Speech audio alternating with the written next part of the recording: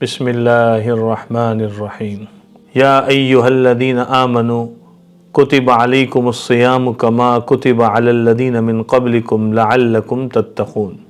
صدق اللہ العظیم۔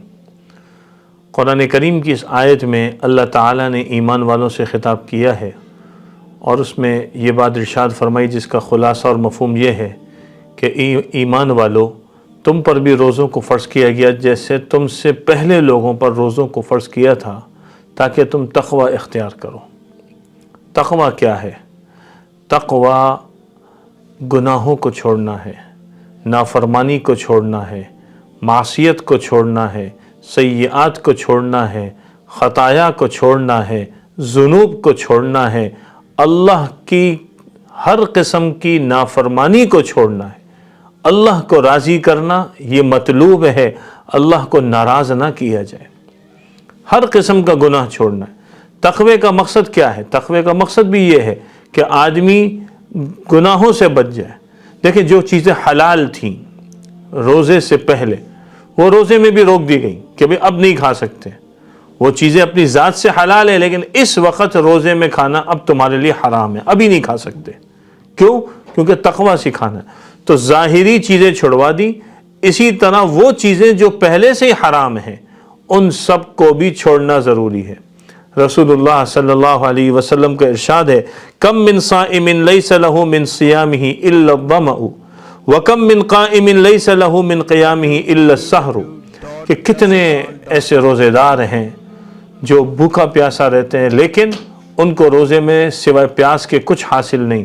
کتنے شب بیدار ایسے ہیں، راتوں کو جاگتے ہیں، سوائے رات کے جگار کے کچھ ان کو حاصل نہیں۔ کیوں؟ کیونکہ جس کام کے لیے روزہ تھا اس کام سے توجہ ہٹ گئی۔ کام کیا تھا؟ تقوی، گناہ سے بچنا۔ حضرت شیخ الحدیث مولانا محمد زکریا صاحب کاندھلوی رحمۃ اللہ علیہ نے اپنی کتاب فضائل رمضان میں مختلف احادیث جمع کی، ہمیں اس کا مطالعہ کرنا چاہیے، اس کو پڑھنا چاہیے۔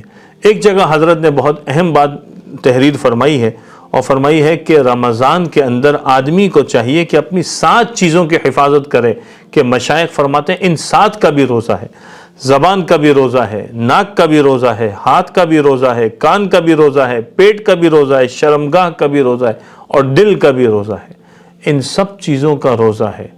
زبان کا غلط استعمال نہ ہو، آنکھ کا غلط استعمال نہ ہو، ناک کا غلط استعمال نہ ہو، کان کا غلط استعمال نہ ہو، شرمگاہ کی حفاظت کی جائے اور پیٹ میں حرام لقمہ نہ جائے اور دل میں کسی کے لیے کوئی غلط خیالات اور منفی جذبات نہ آئیں، نفرتیں نہ آئیں۔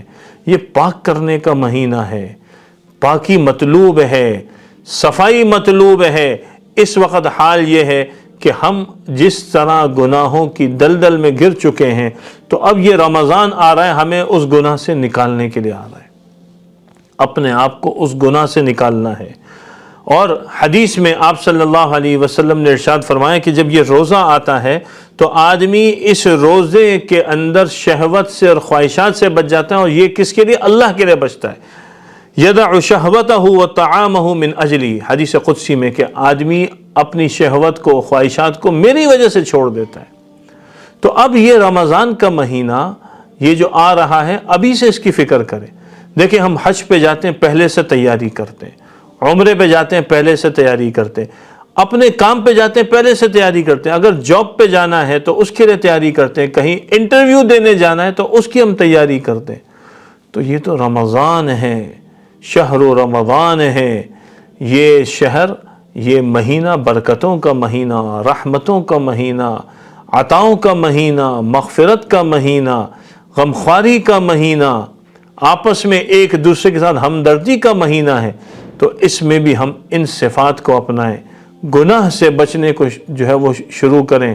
ہمارے شیخ و مرشد عارف باللہ حضرت واسع منظور صاحب رحمۃ اللہ علیہ فرماتے تھے کہ تقوی کثرت عبادات کا نام نہیں ہے، تقوی ترک معاصی کا نام ہے۔